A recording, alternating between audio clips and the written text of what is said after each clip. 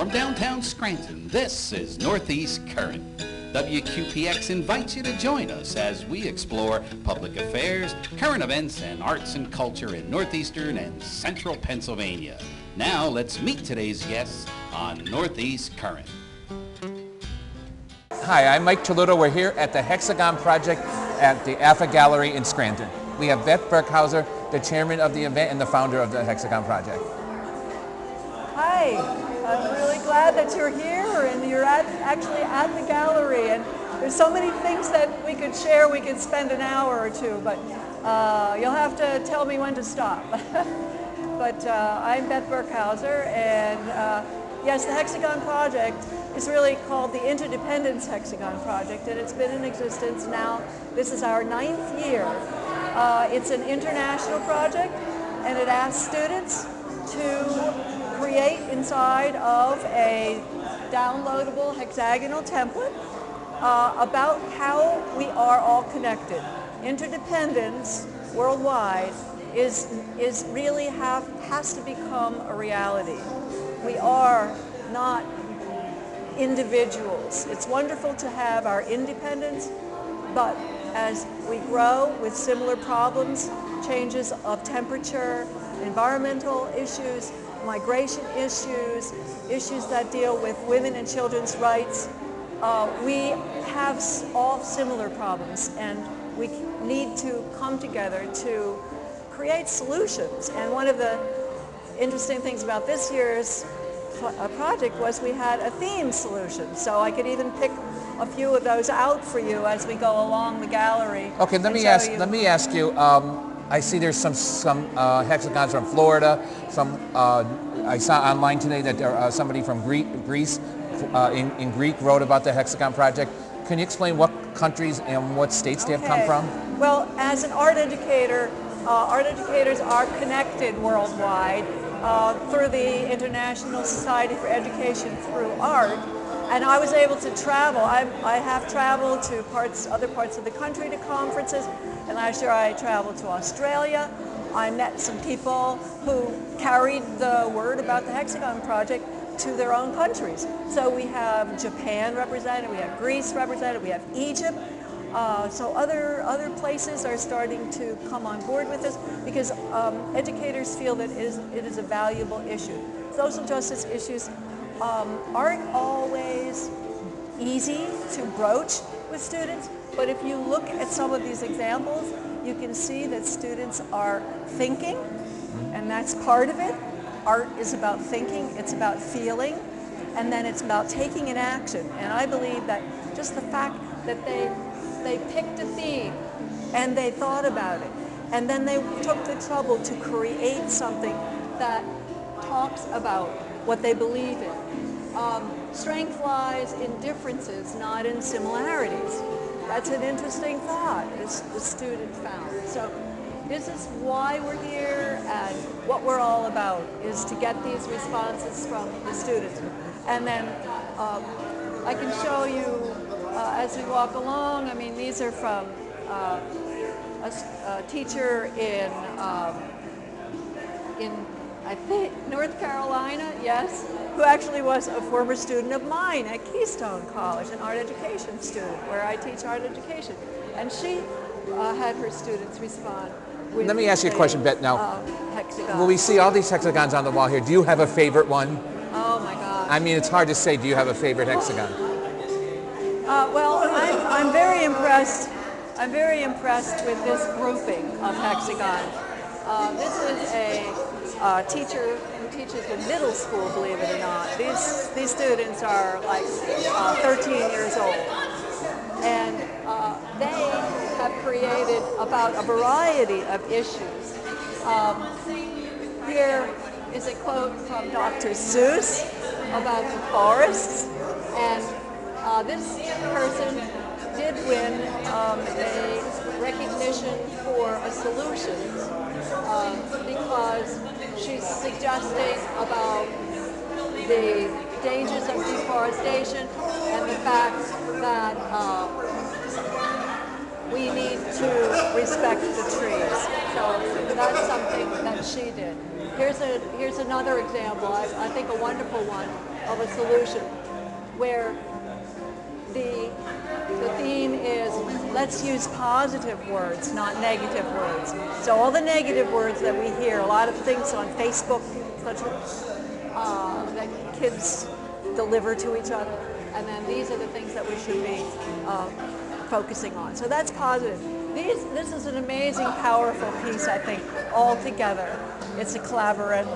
I think that is a beautiful, beautiful one. And I see that it won some award, Solutions Awards, and also we select some of the work for recognition, and some of these pieces were selected for most creative interpretation of interdependence and other categories that we have. So yeah, the collaboration is another issue. We have some Scranton School District hexagons here, from John F. Kennedy School and Prescott School, and these were collaboration by a whole class of children. This is kindergarten, this is 5th grade. Our Egyptian hexagons, and then this wall is, the top and the bottom of this wall are Nepali hexagons. And an interesting aspect of the Nepali hexagons is that they created these not long after the earthquake. And if you look at it, you will see that some of them deal with the aftermath of the destruction and the rebuilding of it. And so some of these children experience that, and I asked the teachers, have them respond to what's important to you right now, what happened to you, and they're actually coming through with visual interpretations of depicting. Here's one for solutions. This is about planting trees and creating a better environment. So that student responded to the solutions idea. Now we have the, next year it's going to be your 10th year. Do you have anything special for the 10th year plan? Or do you have a theme yet for next year? Well, a special theme, as I grow with this project and as other teachers grow, as they do it more than once, which is one of the secrets of really participating if you do it more than once, realize that it's not just about the problems that we should be working with, but it's about the solutions. So this year was solutions. Next year, what we'd like to do is our theme should be something, we don't quite have the wording yet, but what have I done to make a difference? What have I done? What can I do? So we want to see what students all around the world are doing to make a difference in their own lives. And it's important to say that young people have to have a relationship with themselves that's positive. And so if we look over here at some of these responses from Union Endicott, you will see some of the painful issues that students are facing in their lives today. And it does actually, represent what is important to them. This person is struggling with, that idea of the perfect image, and is it necessary? Who am I? Who am I really? I'm okay the way I am. So this is a participatory piece. Mike, you can do it. The directions for this is this mask. This is a mask that millions are forced to hide behind in fear because their societies tell them that they are wrong for being who they are. Help end hate, prejudice, and stereotyping and suffering. Come over here. What you have to do with this is just tear it off, tear it up, and put it in this wastebasket. And you'll see what's underneath. Should I go tear it out? Tear it off. And tear it up. Tear it up. Get rid of the hate and the prejudice and what's behind. Oh, that's the an mask. awesome.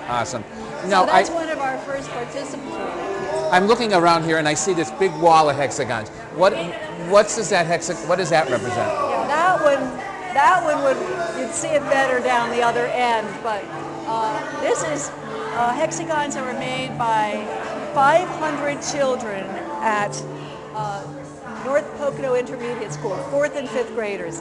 One by 4th graders, one by 5th graders. There's 250 on each one. And guess what? The theme is for that.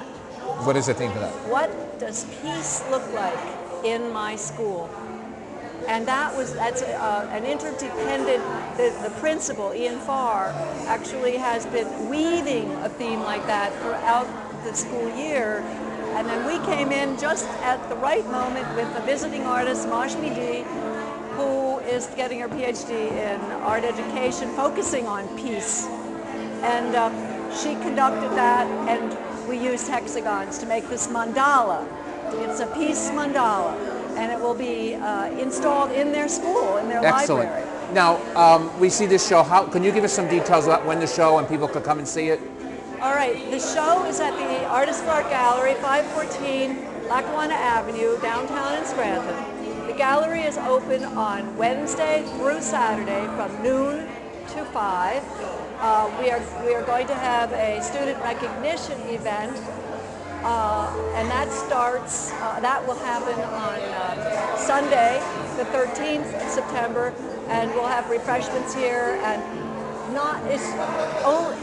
everyone can come. It's not just for the students who are recognized.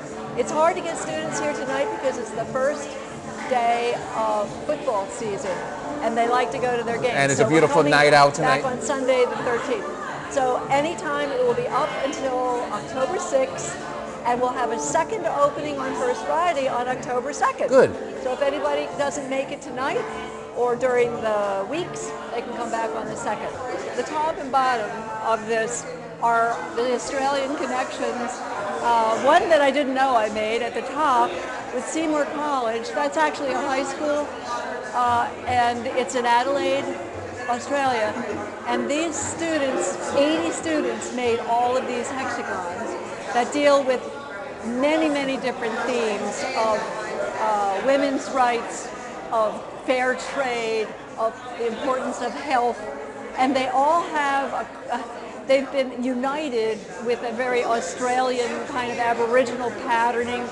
This is photocopies, but they're installing this in their high school as a statement of their commitment to their connectedness and the responsibilities to others. And on the bottom here is from the University of Melbourne. So we go from high school to 3- and 4-year-olds, and I met them at the conference in Melbourne, and this one teacher, Susanna Clarence, just took off with it, and they have developed curriculum around the children's very environment of the school, and they explored forest, and they explored what their role is. How should I treat nature? And they came up with these very, very succinct little statements, and then they built their hexagonal environments about them. So the tiniest seed to the tallest tree, let them grow. I mean, they're so beautiful little statements. Let the forest families live safely under and above the ground. And their work has to do with that theme. And then we care, share the forest. And these children worked with sand and created these delightful little footprints of all of the different animals in the forest. And then the final one, the forest is a green home. And they created their little hexagonal piece about what's that. And then they even they worked out, and they physically worked with hexagons, and it became part of them, the whole project, not just little drawings, but the whole project. It was all physical, emotional, social learning. So it's amazing how this project keeps growing, and I'm so thrilled with all the people who have they get it. They get it, and I invited other people to get it and jump in and try it. It's a user-friendly project. Have fun with it. Yes, I'm glad you came down to this corner, because this corner is about our connections to international other countries, especially third world countries. And I want to point out a few things. In 2013, I accompanied Mariana Milks with her project One Big Boost. And there was a young man, Wickerson Joseph, who we spoke to about how can you make a change in your country. And it boiled down to self-initiative and working with others. And he has gone, they created hexagons about their dreams, how important nature is. Here's about planting, because he created his own tree farm. This is the tree farm in Verret. These are the young people. They're only about 18 and 19, taking the trees to the mountains.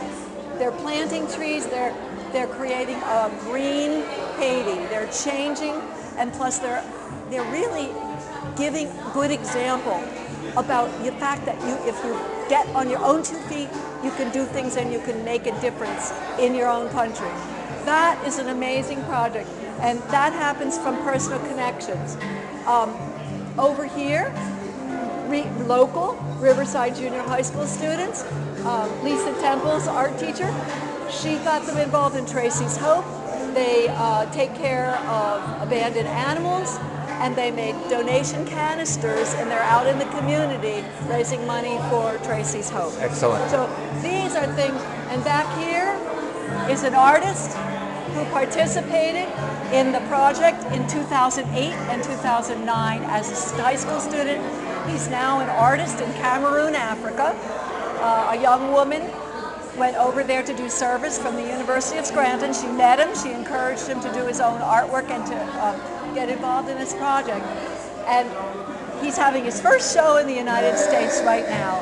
The canvases were hand carried over. And if you want to just take a look, these are his first 2 hexagons right back here that he sent to us. They're spectacular hexagons that he carved.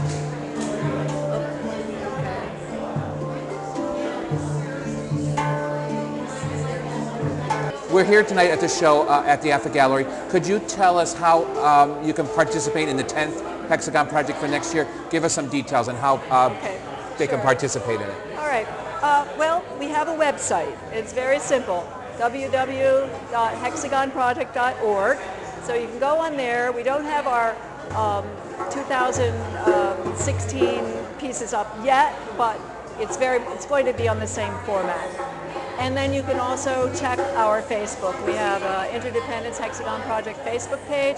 And what else do we have that talks about the project? But you can We have a blog on WordPress. Right.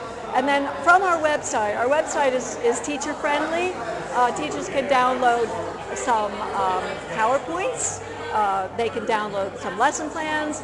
They can get themselves started. There are resources that they can reach out for their students for research also.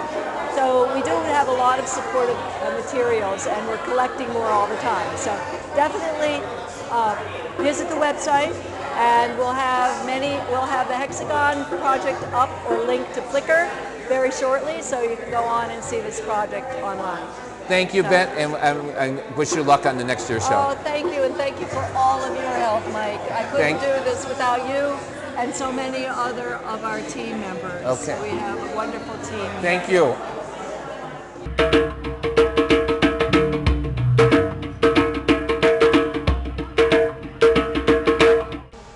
Welcome back to Northeast Current. I'm Bernie Maopolski.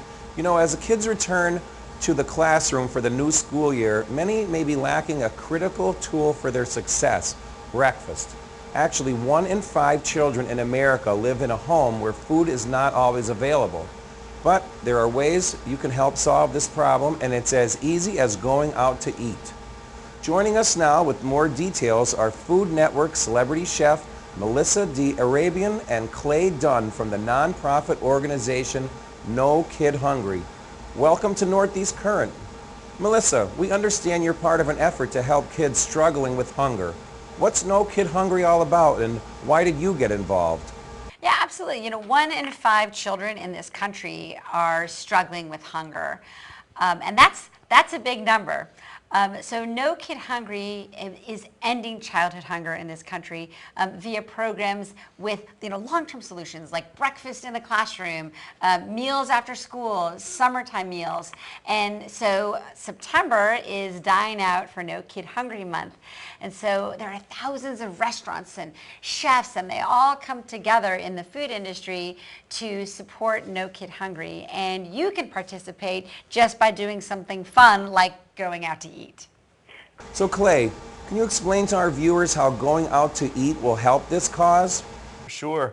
Melissa referenced that we have thousands of restaurants across the country who are participating. They're all doing unique promotions. So in some restaurants, you go and you purchase an item that benefits the No Kid Hungry campaign. In others, you purchase a coupon that gives you a free item of greater value on your next visit. So there are lots of fun ways to get involved in the promotion all month long. There are thousands of restaurants, many chances to dine out throughout the month of September. And every dollar that we raise will help us connect a child to 10 meals. So $1, 10 meals. It's a great way to give back.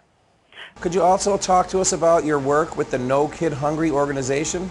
So the No Kid Hungry campaign believes that we can end childhood hunger in this country.